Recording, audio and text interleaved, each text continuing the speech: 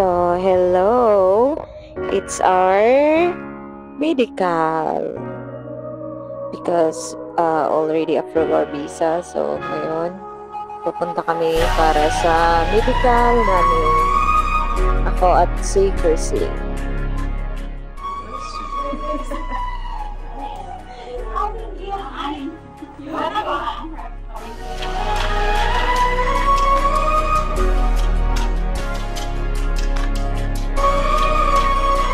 So, ayan na yung ano namin. Para makapagsimula na kami sa medical. Ayan, chine-check na si Chrisley. You need to tell Aniela. Tuwang-tuwa sa kanya yung doktor. Si Aniela.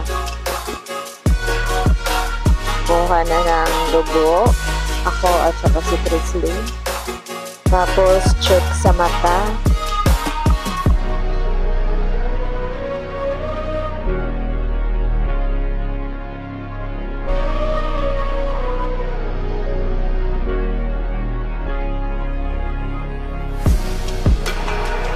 So, ayan na. Ready na kami na-injectan. So, kay Chrisley, tatlong inject sa right arm. Tapos, tatlo din sa left arm. Sa akin naman is dalawa lang sa right arm. Tapos, dalawa lang din sa left arm. So, kabado ako dyan.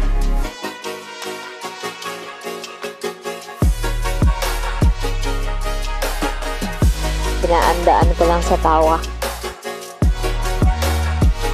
Para hindi halata.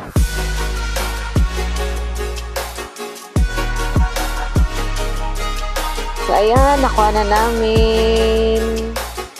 Tapos, pauwi na kami. So, dito naman tayo. Ito yung mga evidence namin sa relationship namin. So, lahat-lahat yan, simula kaming nagkakilala. Tapos mga chat sa WhatsApp. Ayan, sobrang dami. Tapos yung engagement vacation namin sa Maldives, kung saan nag-propose yung asawa ko. Tapos yung family honeymoon namin, after ng kasal namin. Tapos yung mga travel namin together, hanggang sa yung kasama yung mama ko, yung kapatid ko. Ayan. Tapos ito naman yung mga finance namin. Tapos, yung mga namin, group of asset, lahat income ng asawa ko, sabihin niya. Tapos yan, mga documents, yan yung dinala ko sa nung interview. Ayan, lahat kompleto. Documents ko, documents ni Chrisley, documents ni Aniela, ng asawa ko, marriage certificate, basta lahat-lahat, dinala namin. Lahat, asawa ko lahat nag-prepare niyan. Less stress talaga ako.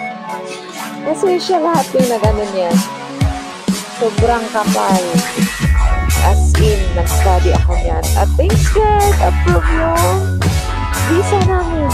Sobrang saya. At grabe.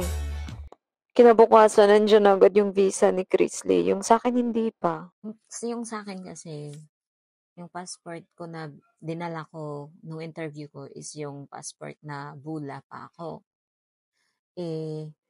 Yung bagong ko is dumating na. Yung, kumbaga, dala ko na yung apelido ng asawa ko. So, kaya, tawag nito, dinala ko yung old na passport ko kasi pagkuha ko sa embassy, kailangan yun yung old eh. So, nung kinuha na namin yung passport sa embassy, so, dinala agad namin sa Aramix para ang Aramix yung magsisend doon sa US Embassy. So, after nun, sabi ng parang kung ano sana yun, kumbaga dumating na maaga yung passport, yung bagong passport. Kinabukasan din sana, nandun na. Kaso lang, hindi eh. Kumbaga, kung kailan yung interview namin, saka din siya nagdating, kumbaga gabi before yung interview namin. So, kaya yun, madidelay medyo yung ko, Like, siguro sabi ng asawa ko is after 2 days pa ata. Kasi kinabukasan nun kay Chrisley dumating yung visa niya. Tapos sa akin after 2 days pa. Kaya at least na-approve na yung visa namin. So, mamimit na namin yung family ng asawa ko. Tapos, syempre, sa tinagal-tagal na inintay namin, na dumating din siya, di ba? So, that's all. Thank you so much.